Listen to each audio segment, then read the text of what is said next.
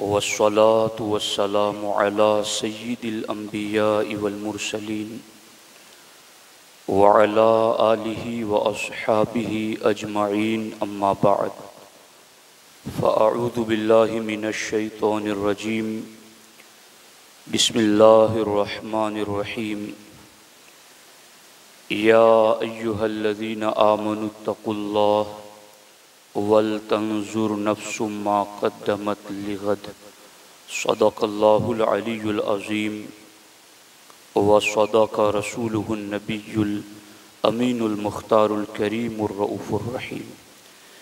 इंतहाई एहतराम व अक़ीदत के साथ हुज़ूर सय्यिदुल मुरसलीन ख़ातमुल अंबिया शफ़ीउल मुज़निबीन रहमतुल लिल आलमीन ख़ातमुल मासूमीन राहतुल आशिक़ीन सल्लल्लाहु तआला अलैहि व आलिहि व अस्हाबिहि व बारक व सल्लम की बारगाह में अपनी ग़ुलामी का सबूत दें और जिस तरीक़े से मैं पढ़ा हूँ मेरे साथ मिलकर हुज़ूर दिल के साथ नज़राने महब्बत पेश करें। अस्सलातु वस्सलामु अलैका या रसूल अल्लाह, अस्सलातु वस्सलामु अलैका या हबीब अल्लाह, अस्सलातु वस्सलामु अलैका या नबी अल्लाह व अला आलिका व अस्हाबिका या नूर अल्लाह सल्लल्लाहु तआला अलैहि वसल्लम। दोस्तान मोहतरम, फ़िक्र आखिरत के हवाले से चंद बातें आज के इस जुम्मतुल मुबारका में आपके सामने रखना चाहता हूँ। दोस्तान मोहतरम, रोज़ाना हम इस चीज़ को देखते हैं कि हज़ारों की तादाद में लोग पैदा होते हैं और हज़ारों की तादाद में लोग वफ़ात भी पाते हैं। हर छोटा बड़ा मर्द औरत हर कोई इस बात को ज़रूर जानता है कि जो दुनिया में आया है उसे एक न एक दिन दुनिया से ज़रूर जाना है।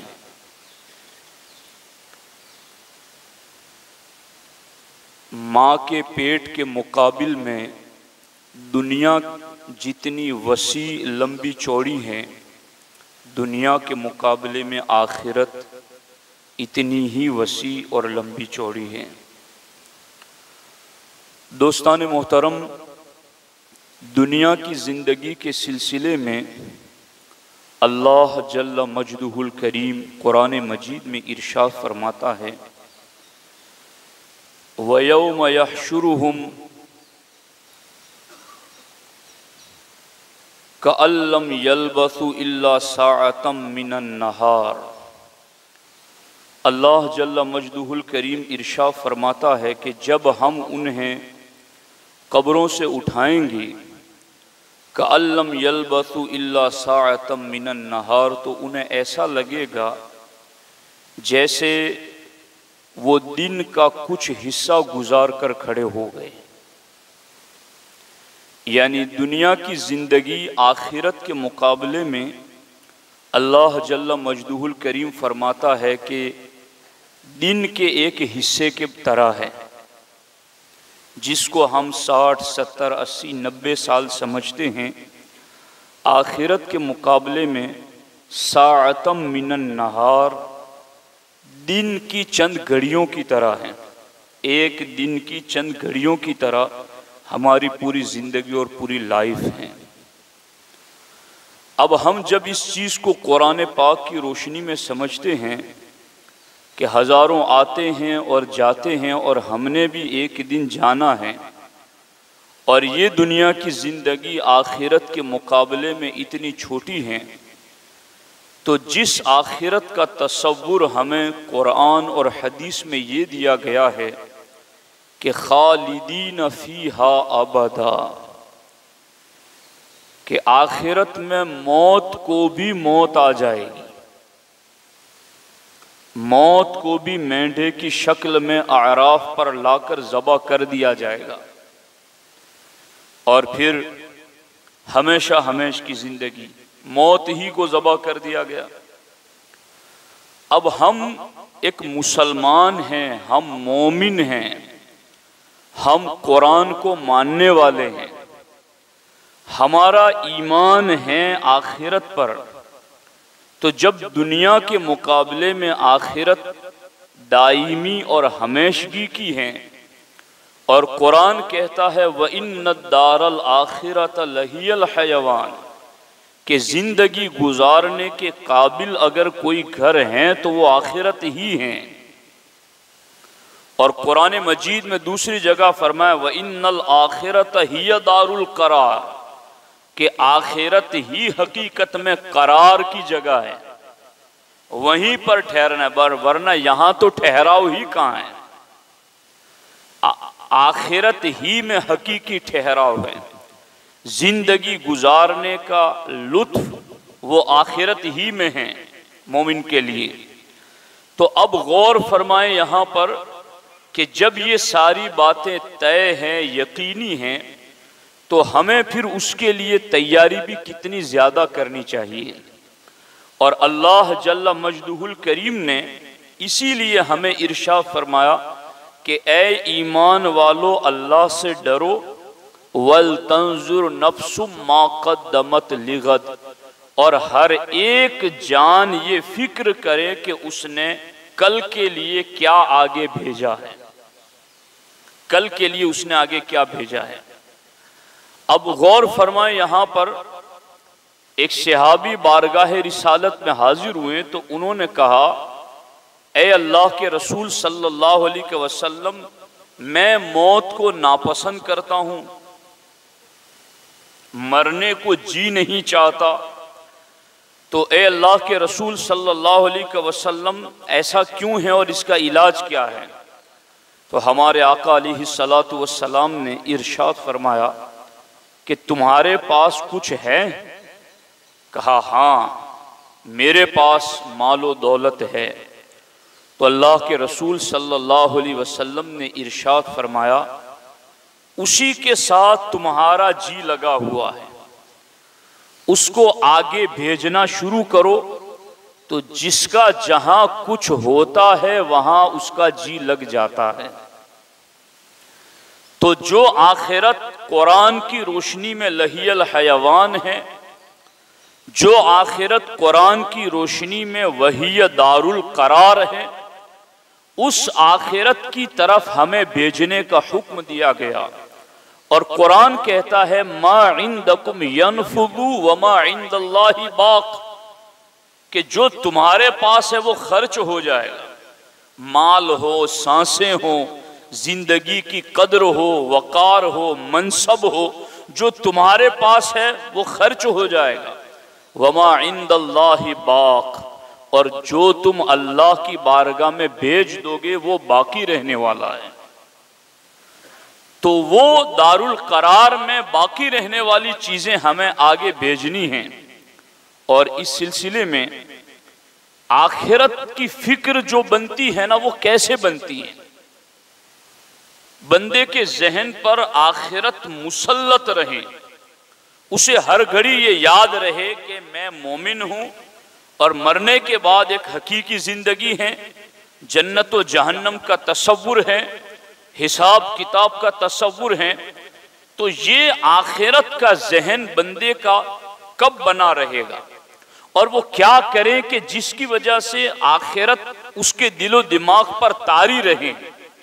तो उसकी एक वजह पहली ये है कि वो हमेशा ये तसव्वुर जमाने की कोशिश करें कि अल्लाह मुझे देख रहा है। कुरान मजीद में अल्लाह जल्ला मजदुहुल करीम ने इरशाद फरमाया अलम यअलम बिअन्नल्लाह यरा, क्या उसे मालूम नहीं कि अल्लाह उसे देख रहा है? यअलमु सिर्रकुम व जहरकुम, कि वो रब तुम्हारा खुला छुपा सब जानता है।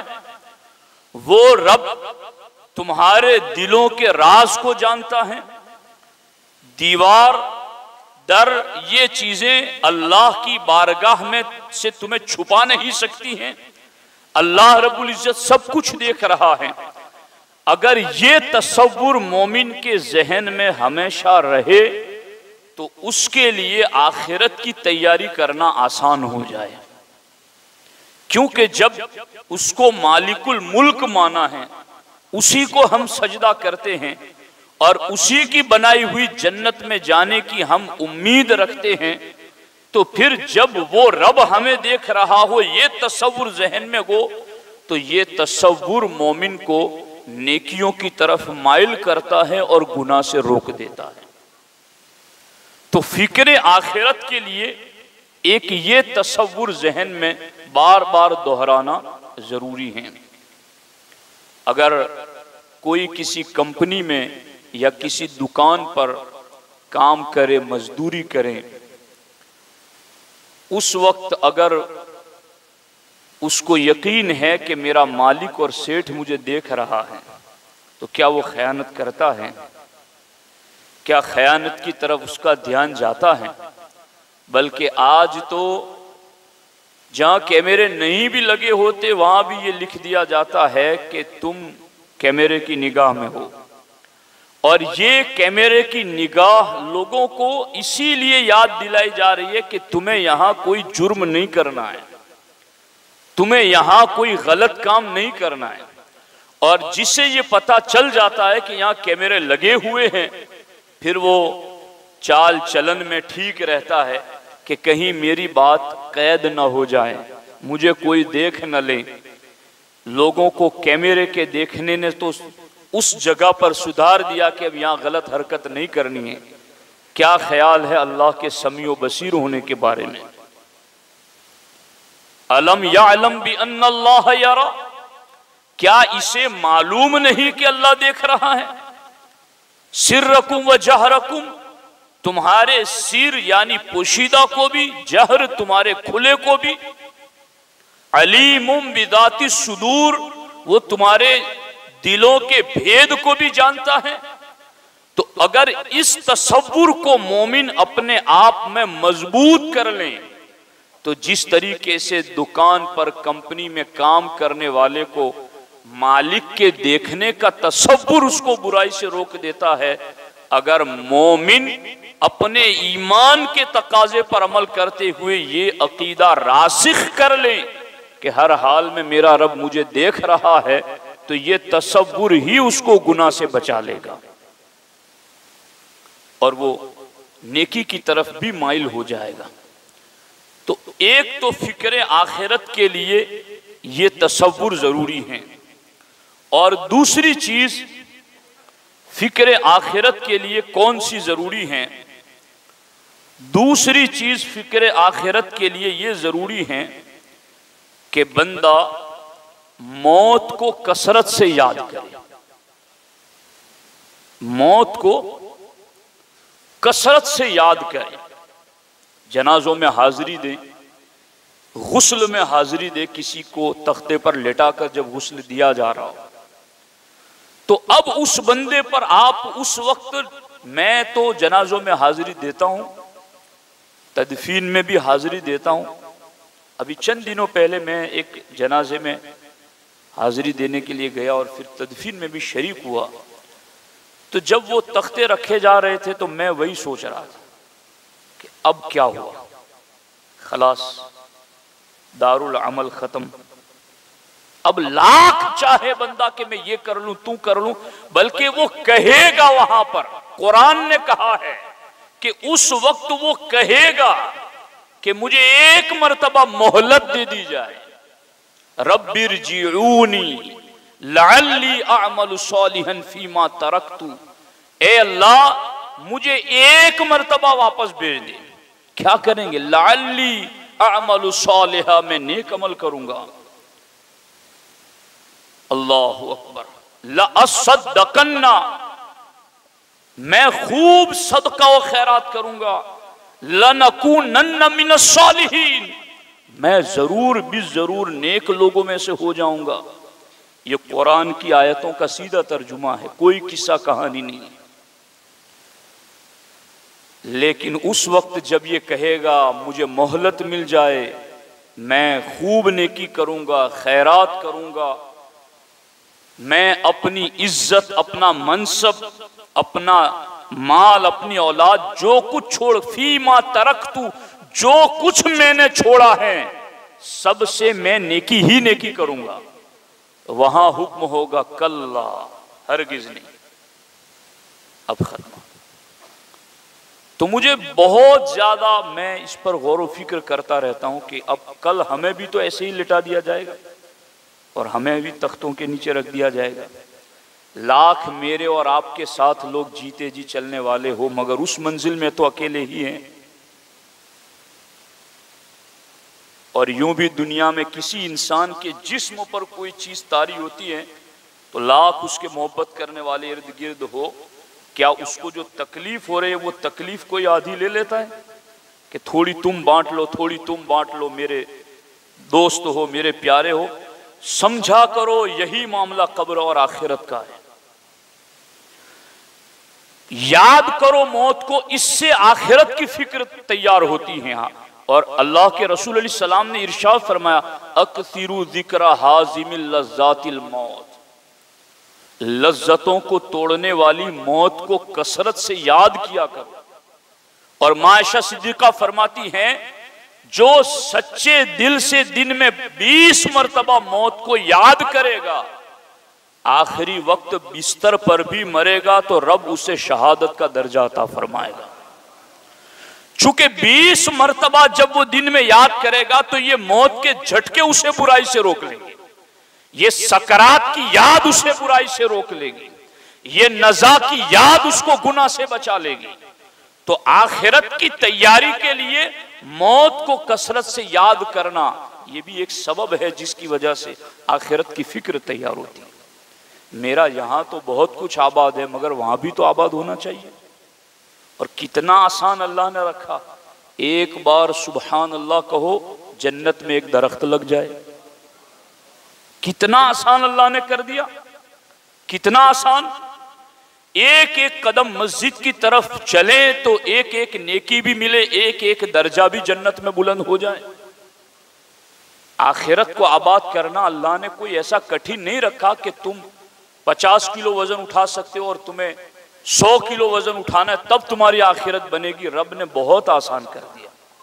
सुबहान अल्लाह, अल्हम्दुलिल्लाह अगर एक मर्तबा बोले कबूल हो जाए तो वो कयामत के दिन का मीजान जो मशरिक व मगरिब के बराबर है, ये 2 कलमे उस मीजान को भर देंगे। आसान है, मगर आखिरत की तरफ तवज्जो तो हो बंदे की। तो गौर कीजिए इस बात पर, मौत की याद ये बंदे को आखिरत की याद दिलाती हैं। और इसी के साथ साथ अल्लाह के रसूल अलैहि सलाम ने फरमाया, एक सबब सिर्फ जिक्र करता हूँ, और हमारे आका अलैहि सलाम ने फरमाया, कुन्तु नहयतुकुम अन ज़ियारतिल क़ुबूर फ़ज़ूरुहा, मैंने तुम्हें पहला कब्रों की ज़ियारत करने से रोका था, मगर अब मैं तुम्हें हुक्म देता हूँ जाया करो। तुज़क्किरुल आखिरा, इसलिए कि कब्रों को देखने से आखिरत याद आती है। ये सबब है आखिरत को याद करने का। और क्या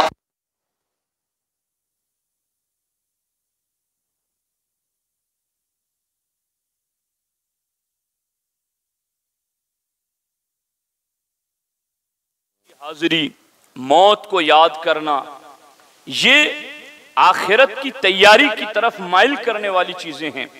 हजरत उस्मान गनी रदी अल्लाह ताला अन्हो जब कब्रस्तान में जाते तो कब्र पर खड़े होते तो इतना रोते कि आपकी दाढ़ी मुबारक तर हो जाती। आपसे पूछा गया कि जन्नत और जहन्नम की बात पर आप इतना नहीं रोते जितना कब्रों को देख के रोते हैं। देखो कब्र आखिरत की याद कैसे दिलाती है। हजरत उस्मान इरशाद फरमाते हैं इन्नल क़ब्र अव्वलु मनाज़िलिल आखिरह फ़इन नजा मिन्हु फमा बअदहु ऐसरा मिन्हु। अल्लाह के रसूल अलैहि सलाम ने फरमाया कि आखिरत की मंजिलों में कब्र पहली है। जो यहाँ नजात पा गया उसके लिए बाद में आसानी ही आसानी है, और जो यहाँ पकड़ लिया गया, जिसकी यहाँ गिरफ्त हो गई, आखिरत में उसके लिए मुश्किलात ही मुश्किलात है। तो कब्र ये बंदे को आखिरत की याद दिलाती है। तो दोस्ताने मोहतरम, हम जहाँ कहीं रहे, जिस हाल में रहे, हमें अपनी आखिरत को आबाद करने की तरफ खूब तवज्जो देनी है।